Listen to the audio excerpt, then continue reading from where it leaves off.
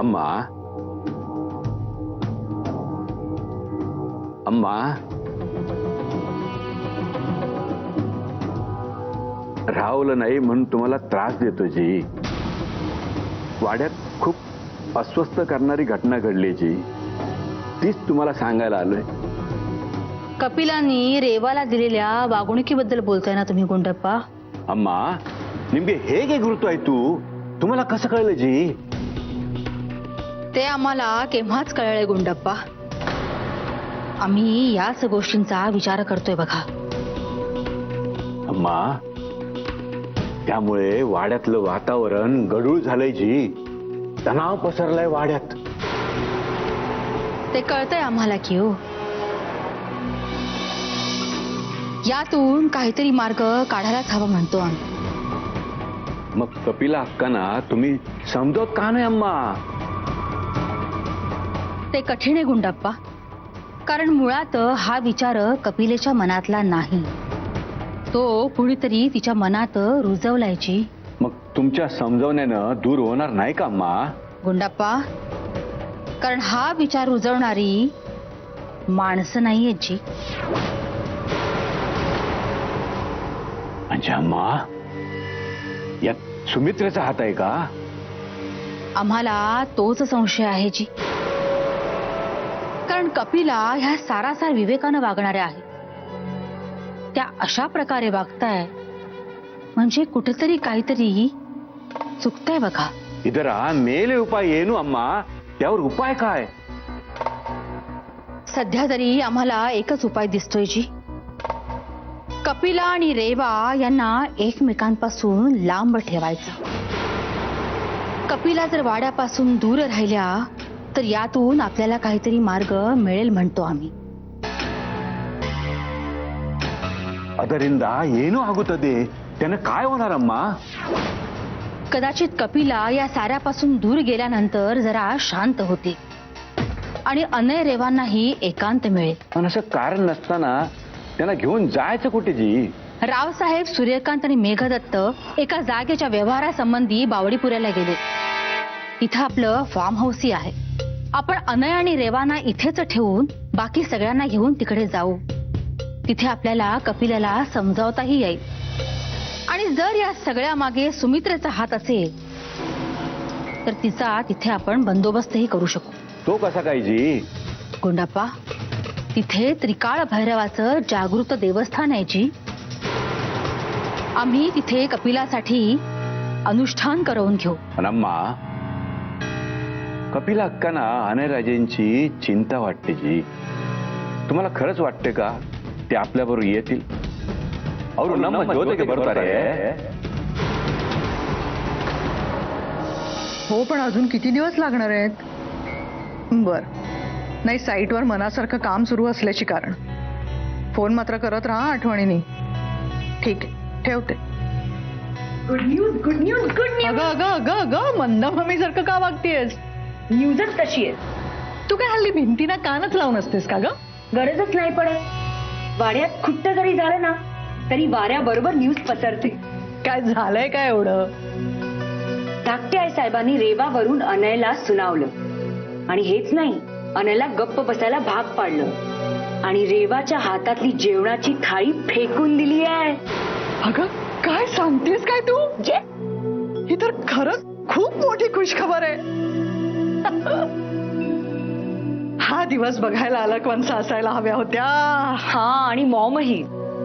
काही हरकत नाही, आपण आहोत ना दोघी. आता आपण ही बाजी नक्की तडीस देऊ. पण मला एक कळत नाहीये, धाकटे आई साहेबांना रेवाबद्दल खूपच राग आहे, तर ते एक घाव दोन तुकडे करून निर्णय का नाही घेत आहेत? म्हणजे त्या रेवावर डिरेक्टली आरोप का नाही करत आहेत? नाही, असं नाही करणार त्या. कारण रेवापासून अनयला धोका आहे हा विचार त्यांनी स्वीकारलाय आता, पण त्यांच्यात तो अजूनही मुरला नाहीये. म्हणजे वहिनींचा त्याच्यावर पूर्णपणे विश्वास बसला नाहीये. अजूनही चाचपडत आहेत त्या. आता अनय आणि रेवासोबत अजून एखादी घटना घडू दे, मग वहिनींचा जो काही उद्रेक होईल ना तो कुणीही आवरू नाही शकणार. पण हा सो कॉल्ड उद्रेक होण्यासाठी आपल्याला खूप वाट पाहावी लागेल ना? नाही नाही, तो घडा आता भरत आलाय, इतका की तो वाहून जाण्यासाठी आता एक थेंबही पुरेल. आणि तो लवकर मिळेलही आपल्याला, माझी खात्री आहे. नाही नाही नाही, मी कुठे येणार नाहीये तुमच्या बरोबर. तुम्ही अनयला सोबत घ्या, मग मी तुमचं सगळं ऐकेन. जगाच्या कुठल्याही कोपऱ्यात येईन मी तुमच्या बरोबर, पण मी अनयला एकट्याला या वाड्यात सोडून कुठेही जाणार नाही. अगं अनय आता लहान मुलगा आहे का? या गावची जबाबदारी आहे त्याच्यावरती. इथला जहागीरदार आहे तो. जहागीरदार नंतर, आधी तो माझा मुलगा आहे. मला ना हल्ली तुझ्या वागण्याचा ठाव कळत नाहीये. बर ही अनयवरची माया म्हणावी तर पूर्वी असा हेकटपणा तू कधी करत नव्हतीस. तुम्ही उगाच ना अर्थाचा गैरअर्थ करताय. कपिला, हे सगळं तू करतेयस. अर्थाचे गैरअर्थ तू काढतेयस. कुठल्याही गोष्टीचा कुठेही संदर्भ जोडतेस आणि आपल्याला हवा तोच अर्थ घ्यायचा प्रयत्न करतेस.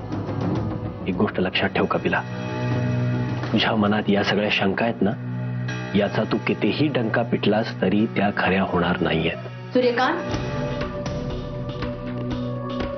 वाद कसला घालताय दोघे जण? वाद नाही साहेब, मी आपल्या जाण्याबद्दल ह्याच्याशी बोलत होतो. त्यात बोलण्यासारखं काय आहे की हो? आपण बाहेरगावी जायचं हे तर नक्कीच आहे. आता त्यात बदल होणार नाही. पण आऊसाहेब, जर का आपण अनयला सोबत घेतलं तर काय बिघडणार आहे? कपिला, आम्हाला एक सांगा, या जहागीरदारीची जबाबदारी आमच्या शिरावर आल्यानंतर आम्ही कधी कुठे बाहेर गेल्याचं आठवतंय का तुम्हाला? ही जहागीरदारी फक्त मिरवण्यासाठी नसते बघा, त्यात अनेक जबाबदाऱ्या सामावलेल्या असतात. आणि आता त्या अनय राजेंना टाळून पळ काढता येणार नाही. आणि कपिला, आपण बाहेरगावी जातो आहोत ते फक्त अनय राजेंसाठीच, हे विसरू नका. अहो, तिथे आपल्याला खूप महत्वाचं काम आहे. अनय राजेंसाठी तिथे आपण काळभैरवाच्या मंदिरामध्ये एक हवन करतो आहोत. आणि त्यासाठी त्यांचे आई वडील तिथे असणं फार महत्वाचं आहे की हो? साहेब, मी मगाचपासून हेच पटवून द्यायचा प्रयत्न करतोय, पण हिचं आपलं एकच हे का? कपिला, तुम्हाला आताही पटलंय का आणखीनही काही बोलायचंय तुम्हाला? आऊसाहेब, मी आजपर्यंत तुमचा शब्द कधी खाली पडू दिला नाही. आजही तुमच्या शब्दाखातर मी मनात काही किंतु न बाळगता यायला तयार आहे. पण माझं फक्त एकच म्हणणं आहे, उद्या तसंच काही झालं तर माझ्या शब्दाचाही तुम्हाला मान राखायला हवा. तुम्ही अगदी निश्चिंत राहा. आम्ही भल्याची साथ देऊ हे नक्की, याची खात्री बाळगा.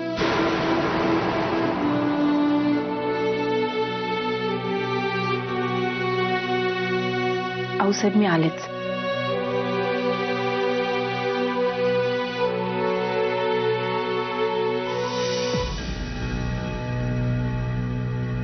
आई, आई मला तुमच्याशी बोलायचंय. आई प्लीज ऐका ना, मला खरंच बोलायचंय तुमच्याशी. मला तुझं काही ऐकायचं नाहीये. मला तुझ्याशी बोलायचंच नाहीये. आई, तुम्हाला नसेल जायचं तर नका जाऊ.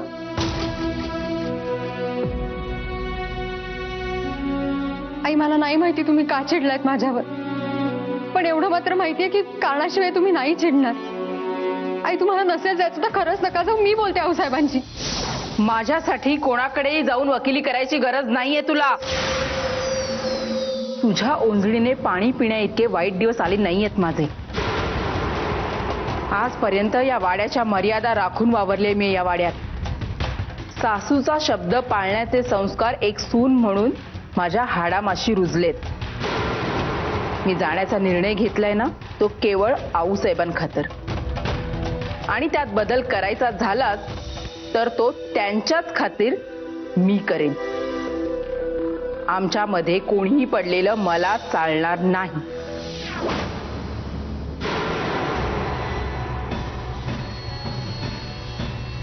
आई, आई तुम्ही का वागताय माझ्याशी असं? आई, मला नाही माहिती मी काय चूक केलीये, पण तुम्हाला असं वाटतंय ना मी चुकलीये? मग द्या ना, मला वाटेल ती शिक्षा, मला वाटेल ते बोला, मला ओरडा, पण प्लीज प्लीज असं तिरायतासारखं नका वागू माझ्याशी. आई मी या वाड्यात आले ना तेव्हापासून फक्त तुम्हीच जवळच्या आहात माझ्यासाठी. प्लीज मला असं दूर नका लोटू आई, मी नाही सहन करू शकणार. अति जवळी कधी कधी खूप महाग पडते. आजपर्यंत तेच करून मी घोड चूक केलीये. माणसाचा स्वभाव पूर्णपणे कळण्याआधी त्याच्यावर विश्वास टाकणं हे किती धोकादायक असतं ते चांगलंच कळलंय आता मला.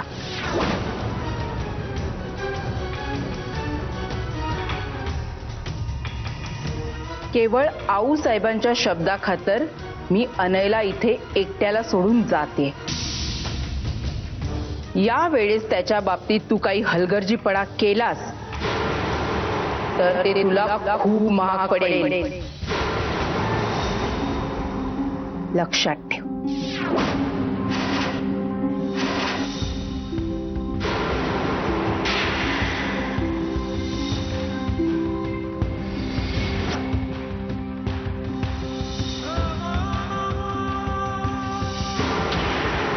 तुला हे सगळं महागात कसं पडेल याची काळजी घ्यायला मी आहे ना रेवा.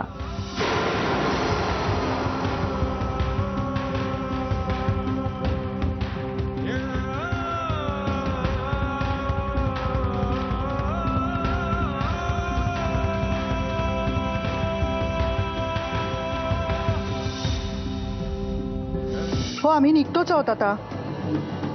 चालेल. तुमची झाली का कामं सगळी? फार उशीर नका हं करू. नाही असं नाही, पण मध्ये वाटेत गाड्या थांबून आम्हाला वाट बघत बसावं लागेल. बर हो बर. हा साहेब ह्यांच्याशीच बोलत होते आत्ता. हे म्हणाले तुम्ही पुढे निघा. हे मेघदत्तराजे आणि सूर्यकांत भाऊजी आपल्याला वाटेत भेटतील. ठीक आहे, आपली ही तयारी झाली, निघूया. रात्र व्हायच्या आत पोचायला हवं बघा. रॉमेलाची अजूनही तयारी झालेली दिसत नाहीये. मी बघून येते ती कुठे आहे. ती आली की निघूया.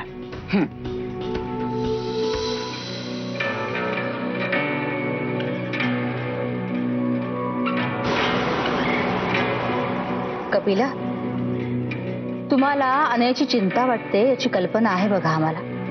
अहो तुम्हालाच काय, आम्हा सगळ्यांना त्यांची चिंता आहे की हो. पण तुम्ही अगदी निश्चिंत राहा. रेवा आहे त्यांची काळजी घ्यायला. त्या घेतीलच की हो त्यांची काळजी. रेवा, हे म्हणजे चोराला तिजोरीवर लक्ष ठेवायला सांगण्यासारखंच आहे. माझ्या अनयला आपण अशा हातात सोपवून जातोय ज्याच्यामुळे तो आजपर्यंत सतत संकटात सापडत आलाय. कपिला, असं का म्हणताय तुम्ही? हे जर तुम्ही असले विचार करत राहाल तर ना धड तुमच्या जीवाला आनंद, ना धड अनय रेवाच्या. हे बघा, हे असलं खूळ डोक्यातून काढून टाका. हे खूळ नाही आऊ साहेब. तुम्ही माझ्या दृष्टीने पाहतच नाही आहात कोणी, म्हणून जाऊ दे. हे बघा आऊ साहेब, केवळ तुम्ही सांगितलंय म्हणून मी अनयला एकटं सोडून यायला तयार झाले. पण जर माझ्या अनयच्या बाबतीत काही विपरीत घडलं तर मात्र मग मी कोणाचंच ऐकणार नाही.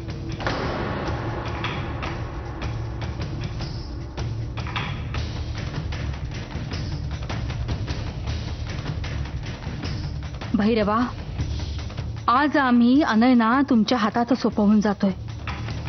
या वाड्यात काय घडतंय ते आपण जाणतात. आमच्या माघारी अनय राजेंवर लक्ष ठेवा. या दिवसात काही विपरीत घडणार नाही यावर आपली नजर असू दे. रेवाच्या चांगुलपणावर अनिष्ट शक्तींचा प्रभाव चालणार नाही याची काळजी घ्या भैरवा, काळजी घ्या.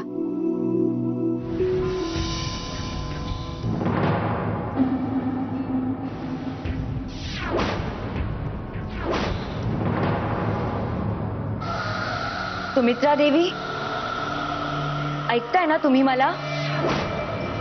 आज काही कारणाने आम्हा सगळ्यांना वाड्याच्या बाहेर जावं लागतंय. पण अनय आणि रेवा ते या वाड्यातच थांबणार आहेत.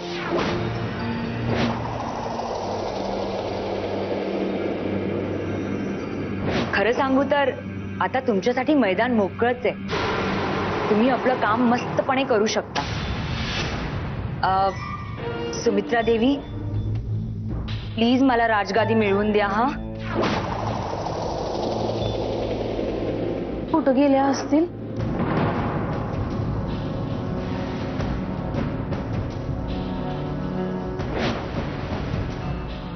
थँक्यू. येते मी.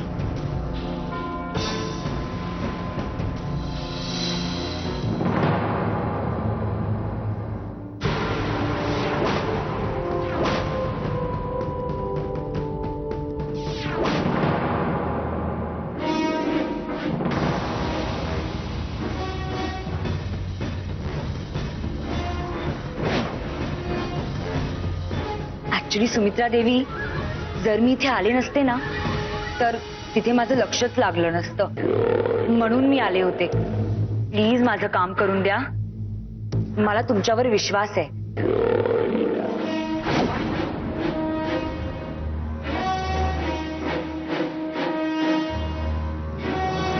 समध्या खोल्या शोधल्या. कुठं शोधायचं या रॉमीला ताई साहेबांना?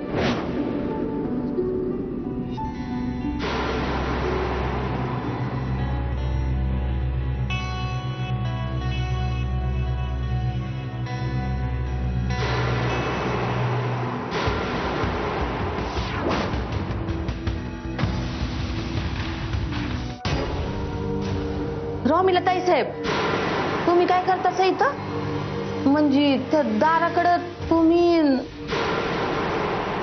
तुला काय करायचं? मी या वाड्यात कुठे फिरते आणि कुठे नाही ते आता तू मला सांगणार? नोकर आहेस, नोकरासारखी वाग. कळलं तुला? नाही म्हणजे तसं नाही. थोरल्या वहिनी साहेब शोधतायत तुम्हाला कवापासनं.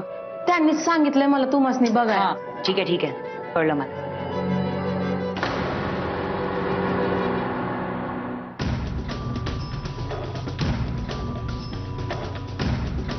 यांचं काय काम असेल त्या दाराकडं?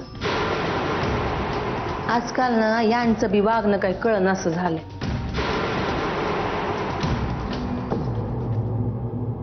सुखी राहा. देवा, काळजी घ्या स्वतःची. रोज संध्याकाळी देवाला दिवा लावायला विसरू नका. अनयराजे, आता सगळं तुम्हाला सांभाळायचंय बघा. हो साहेब.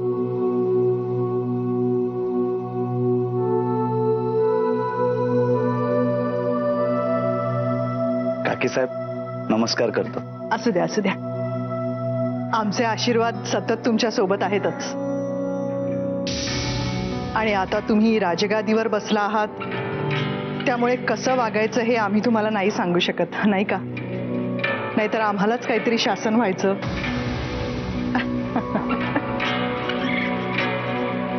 आई, अने सावध राहा. तुला तुझी काळजी घ्यायची हे विसरू नकोस.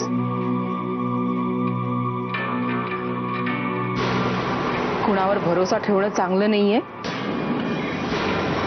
हे लक्षात ठेव. आपण आपलं आपलं म्हणून सर्वस्व सोपवून बसतो, पण ते आपल्या संघाशी कसं येतं याचा अनुभव गेल्या काही दिवसात चांगलाच आलाय तुला. बास आई. अगं मी माझी काळजी घेईनच, पण तू सुद्धा तुझ्या मनातलं हे सगळं विचारांचं जंजाळ आधी दूर काढून टाक. कारण आई, तुला जे काही वाटतंय तसं खरं काहीच नाहीये. हेच मीही बोलू शकते तुला अनय. आई पण बस, मला आता निघताना वाद नकोय अनय. मी एकदा तुला सांगितलं ना, तुला स्वतःलाच तुझी काळजी घ्यायची म्हणून, ते लक्षात ठेव. आणि इतरांपासून जरा दूरच राहा.